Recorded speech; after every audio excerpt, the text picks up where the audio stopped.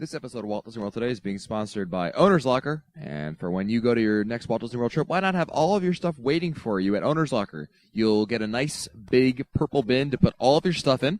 And on your next trip, they'll deliver that purple bin right back to you. And on every single trip, you'll have all of your stuff waiting for you. It's less stuff to lug around in the airport, back home. It just makes it easier. Give them a try. Just go to www.ownerslocker.com. This is Walt Disney World Today. Give us 5 minutes and we'll give you the world. And it's Monday, June 16th, 2008, and this is episode 423 of Walt Disney World Today. I'm Matt Hochberg from StudiosCentral.com. On the show today is Mike Newell of Mouse World Radio. Welcome, Mike. Oh, hi, Matt. How are you?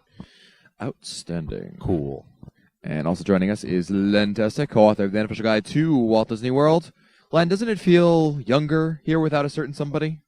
It feels so much. It's been a pleasant trip so far. And energy, right? I know it's just a certain vibe, a certain alive. No Metamucil around. no one to complain about. Their aches and pains. That's no right. one to. I heard that. No one to complain about how their knees are out of joint or their nose is out of joint or whatever.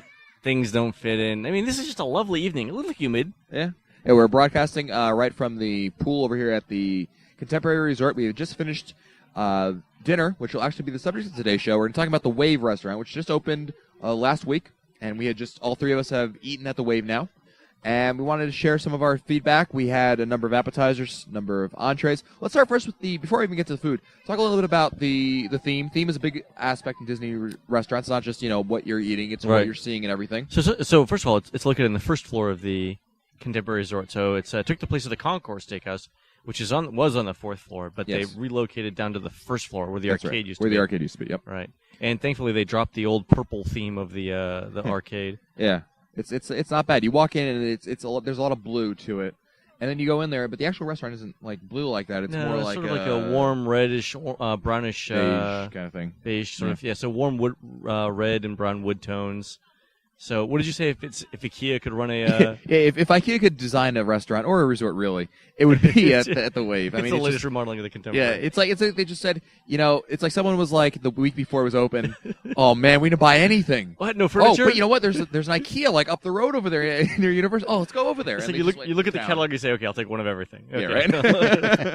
Basically, much like we do when we order food. That's right. Perfect segue into what we got. We ordered a number of different appetizers. So here's the first thing though, that we noticed, right? When we open up the menu, what's the first thing you noticed? Oh, the first you get it's an open menu, so you open up. There's two sides to it, and you, as Americans, we look to the left side, right? Right. And you see a lot of variety. You said, "Oh, good, there must be a lot of food here. Let's look." Start at the top. Drinks. Oh, okay. Drinks. Okay, going down the menu. Drinks.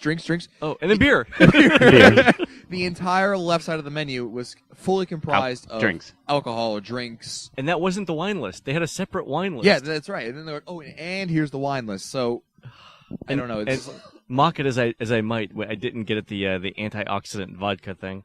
Yeah, there are some interesting options there. I got the pale ale, which actually wasn't bad. Or excuse me, the blonde ale beer, which actually was very good. I don't know if it was a microbrewery, because usually when I have that, it's like a small little microbrewery that they get from. I suspect this came from the macro brewery of Budweiser of Milwaukee, Wisconsin. Yeah, but actually it wasn't bad at all. I had the coffee, like 6 cups, and it was But this was actually the real coffee. It wasn't Nescafe, right? It was good coffee stuff. Yeah, it was good. And he kept it coming. Yeah, really, and it was big cups too. It was like 12-ounce cups, not 6-ounce cups. It was good coffee. Good. I had the Coca-Cola of Atlanta, Georgia. Classy choice. 2008, Atlanta, Georgia. So for entrees, we got a number of entrees. Well, we start with the appetizers. Yeah, that's what I meant. Sorry, appetizers. We started with appetizers, and we had. Now, Mike, you had the lettuce wraps. Lettuce wraps with scallops and lamb. Lamb scallops. It was actually very good. Yeah, it was very tasty. They had a sauce in there. It was excellent. Very, very good. I thought that was the highlight of them. It was a hot. I don't know how you explain it, but it was. It had a little kick to it. Like hot sauce, like Tabasco-y flavor. Like kind of like it had some kick to it. Like it was spicy, but it wasn't like woo. Whatever, like crazy 5 alarm chili. Yeah, exactly. It was just. It had kick to it. I thought it was good. It had a good flavor. It was very tasted Asian-ish. Yes. Like it had like. Okay, so like a chili type of heat to it, not a Tabasco type of heat. Okay. Correct. Yeah, it was very good. Very good. Now, Len, you had the navy bean soup. It was fabulous. It was it had ham and crackling in it, which is like fatback. So it was really good. Though. It was very hearty, perfectly spiced. It was and the soup was temperature-wise was hot as well. Yeah. So it was good. I definitely recommend the soup. Yeah, I had the actually, I had also another soup. I had the soup of the day, which was a squash soup, and actually it was very good. I was like, you know what, I'll try it. I really had low expectations for it, but it really was very good. I mean, I'm not someone who goes, you know what I go for? Squash. Squash. After I go kill some buffalo on the prairie. Exactly. But I guess I really liked it quite a bit. It was a very good option. If you gave me another one, I would say I would absolutely take it. And we also had the crab cake appetizer, which was probably the weakest of the four that we had. Not that it was bad, it just didn't stand out like the others did. Yeah, we had that. Remember the crab cakes back at Brown Derby? Yeah, this in wasn't May? as good as that. Yeah. Yeah. So the entrees were good, right? I mean, generally we were happy with the entrees. Yeah, they were. I had the. the appetizers. I keep on saying the entrees. appetizers. The appetizers were fine. Oh, it came with a whole grain wheat bread too. Yeah, a lot of the crusty. Yeah, crusty. let's clarify something about the Wave. Is that everything's organic over there? A lot of everything. They have the antioxidant right. drink you were talking about, but everything is all about being organic.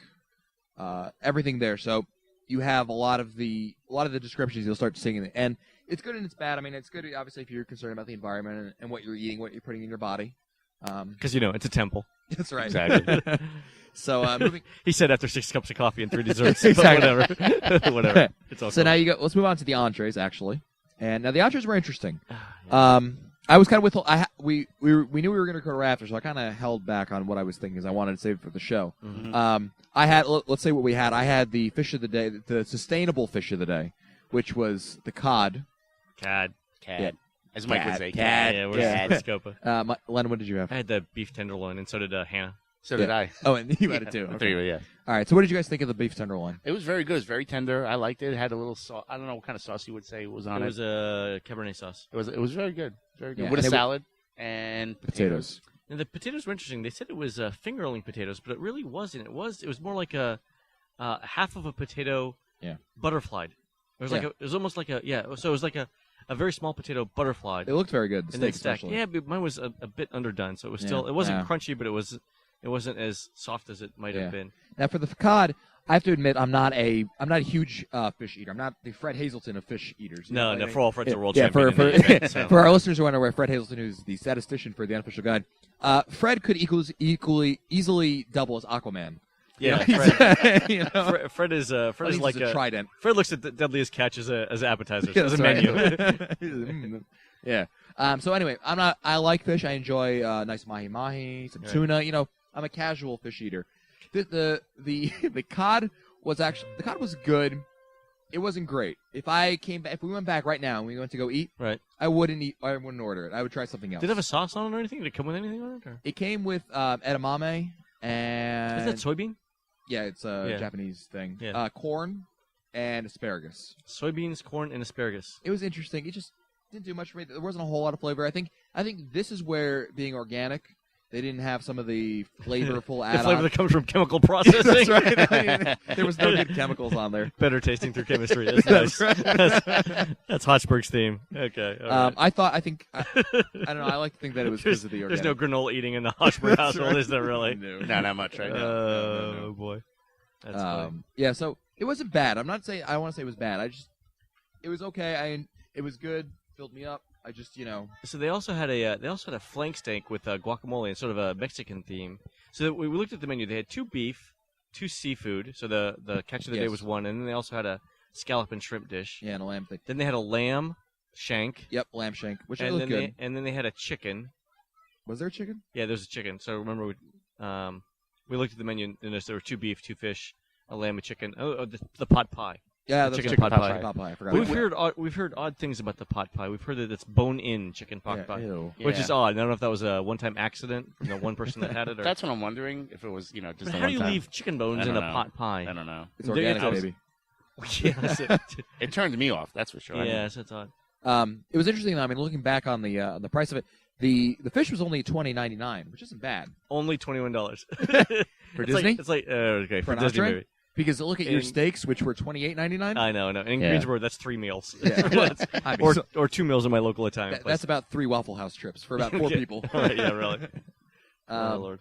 So it wasn't bad. I think entrees overall good.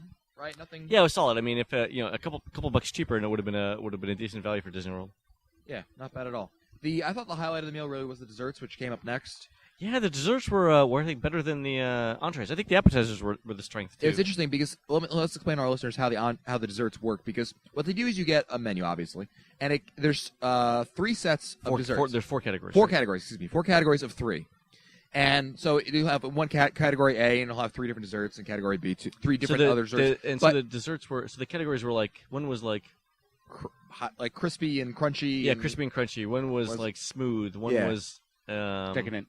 And then one was. But the reality is you don't have to order just a category. You can pick and choose. You have to pick 3 basically. Is what you have to come away with. So, 3 from the 12, which is nice because you can for go, $8. Yeah, and you can go and pick out exactly $8, $7.99 for and you just pick one of the. You go there's add maybe one from the crispy and crunchy and one from the decadent and something else. You know what I mean? So it was an interesting thing, and they serve it to you. I thought it looked like if you ever like single serving like ramekins, but but they're square, but they're exactly yeah something almost out of a sushi restaurant. Right. They were interesting though. I thought they were small, but they were very satisfying. So we had the chocolate mousse with caramel. Yeah, that was very good. That was good. The cheesecake, the raspberry cheesecake was fabulous, and it had like almost a creme brulee type shell on the top. Yes, which is very interesting. So it was caramelized. We had some sorbet. The raspberry sorbet was very good. Great. Yeah. And then what was the thing that you had with the walnuts and the something? There was some brittle or something. Thing. I forgot what I ordered. It was a little too chocolatey for me. It was dark chocolate. It was bitter. It was very rich. Yeah. So you had to have that with coffee, which I had 6 cups of. So it was great. I think it worked out for you. No, it did really. I can actually hear the animals talking to me in the background as we're doing the show. It wasn't bad. So let's. What do you think, Len? Is this a good restaurant? Is this something you'd recommend? I think so, especially. I mean, if you're staying at I wouldn't know if I would make a trip here for it. I would agree. But if you're staying at the Contemporary, it's a solid choice. I think it's great for someone who's been Walt Disney World veteran. Some of you who have eaten at a lot of places, and you're looking for something different. The other thing is the limited menu is sort of limited. It's not quite Brown Derby. Yeah, so they have like 5 or 6 appetizers, 7 or 8 entree choices, and then the other 12 desserts. I mean, it's not a huge menu like you get at other places. Right. But again, the place has been open a week, so yeah, I'm sure the server said there was some kinks that they have to work out. Right. So Yeah, they're still they're still working on it. But we were able to walk in and get in a little bit earlier than our normal reservation. I think that if you're gonna have drinks with dinner, you probably could not find a more expensive set of options. Oh, I believe so. Yeah. So if you're having drinks with dinner, I think that that might you might move up one experience, notch. Exactly. If you're someone who thinks that 3 hours is a quick dinner. Yeah. This might be your place. Really, go for it. I mean, it might be a great option for you. I'll try. I mean, I'd like to be able to try it again later on. I think restaurants change, and they for like 6 months, it'll be interesting to see what menu choices stick. stick. Say that. Absolutely. Yeah. I mean, they'll always have the filet because you always have the filet in Walt Disney World. But what do you think, Newell? Something that you would recommend to somebody? Or? Yeah, I'll probably try it again in August when I'm down with Mary. Just to check it out. Yeah. Get hammered on some drinks and let us know how those are. I was looking at that lemonade. I almost went for the lemonade, but I was afraid. Yeah. They had smoothies too. Smoothies were okay. Yeah. Actually, the smoothie was pretty good. Hannah had the smoothie. And they do accept that Disney dining experience. There's been a trend recently of newly open restaurants that don't. Yeah, and this one they took it, which is great. So it was a good option. And we should also mention one more thing is that we were able to get this also last minute. That's right. We called today. We called Disney Dining Experience, and the day of, we had called to ask about everything. Ohana, Yasmin Steakhouse. Pretty much everything at Epcot. Epcot. Yeah. I mean, all that was left at Epcot was like a 9 o'clock Morocco. And they checked everything at Epcot. Yeah. They checked everything. I mean, the studios. I mean, everything was just booked. So this was like, it really looked like it was going to be like Waffle House, but we were able to get this one at a reasonable hour. And so if you're looking, again, last minute, this might be a good thing to try to tackle. And it is 1 table service credit. That's right. And it's not bad for 1 table service credit for what you get, certainly. So not bad at all. Yeah, and now we, as we turn, I think I hear Wishes. Yeah, Wishes is over there. Wishes in the background. Yeah. So, well, that's it for us today. Again, we want to mention that our sponsor is Owner's Locker. And when you're coming down to Walt Disney World and you want to make your life a little bit easier, you don't want to have to pack all that stuff, why not just get Owner's Locker and store your stuff down here so that way on your next trip down and subsequent trips after that, you'll have all your stuff waiting for you. It's a great service that I personally use when I stay on Disney World property, so give them a try. Go to www.ownerslocker.com. You can find our older episodes, read our show notes, or send us your comments. Visit the Walt Disney World Today website at wdwtoday.com. For Len Testa, Mike Newell, and Mike Scopa, I'm Matt Hochberg. We'll see you on the next show.